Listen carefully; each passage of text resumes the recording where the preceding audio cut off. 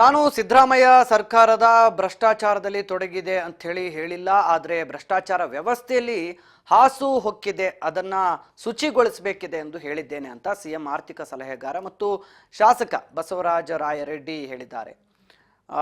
ಇನ್ನು ಬೆಂಗಳೂರಿನಲ್ಲಿ ಮಾತನಾಡಿದಂಥವರು ಸುಮಾರು 2 ದಶಕಗಳಿಂದಲೂ ಕೂಡ ತಾನು ಇದನ್ನು ಗಮನಿಸ್ತಿದ್ದೇನೆ. ಉನ್ನತ ಮಟ್ಟದ ಅಧಿಕಾರಿಗಳ ಸಭೆಯಲ್ಲೂ ಕೂಡ ಹೇಳಿದ್ದೇನೆ. ಕಲ್ಯಾಣ ಕರ್ನಾಟಕದಲ್ಲಿ ನಡೆಯುವ ಕಾಮಗಾರಿಗಳು ಹಳೆ ಮೈಸೂರು ಪ್ರಾಂತ್ಯದ ಕಾಮಗಾರಿಗಳಿಗೆ ಹೋಲಿಸಿದರೆ ಕಳಪೆಯಾಗಿವೆ. ಯಾಕೆ ಹೀಗೆ ಈ ತಾರತಮ್ಯವನ್ನು ಸರಿಪಡಿಸಬೇಕಿದೆ ಅಂತ ರಾಯರೆಡ್ಡಿ ತಮ್ಮ ಅಸಮಾಧಾನವನ್ನು ವ್ಯಕ್ತಪಡಿಸಿದ್ದಾರೆ.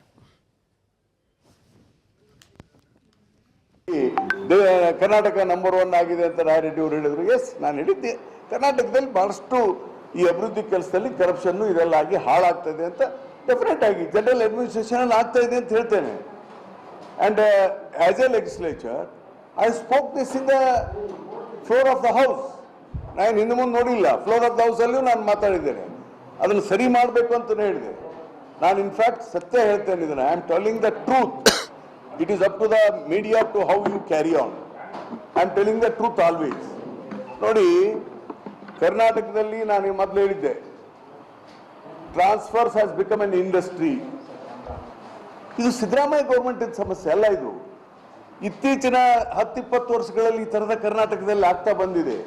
ಬೇರೆ ದೇಶದ ಬೇರೆ ರಾಜ್ಯಗಳಲ್ಲಿದೆ, ಅಲ್ಲಿ ಇಲ್ಲ ಅಂತ ನಾನು ಹೇಳಲಿಲ್ಲ. ಆದ್ರೆ ನಮ್ಮ ರಾಜ್ಯ ಸುಧಾರಣೆ ಆಗ್ಬೇಕನ್ನೋದು ನಮ್ಮೆಲ್ಲರ ಆಸೆ, ನನ್ನ ಆಸೆ. ಈಗ ನಾವೆಲ್ಲರೂ ಕೆಟ್ಟೋಗಿದ್ದೇವೆ, ಸರಿ ಇಲ್ಲ. ಅದ್ರ ಹಿಂದಿನ ದಿವಸನೂ ನಾನು ಮಾತಾಡಿದ್ದೆ, ಅದು ಪತ್ರಿಕೆಯಲ್ಲಿ ಬಂದಿದೆ. ಏನೋ ಕರ್ನಾಟಕ ನಂಬರ್ 1 ಆಗಿದೆ ಅಂತ ರಾಯರೆಡ್ಡಿ ಅವರು ಹೇಳಿದ್ರು. ಎಸ್.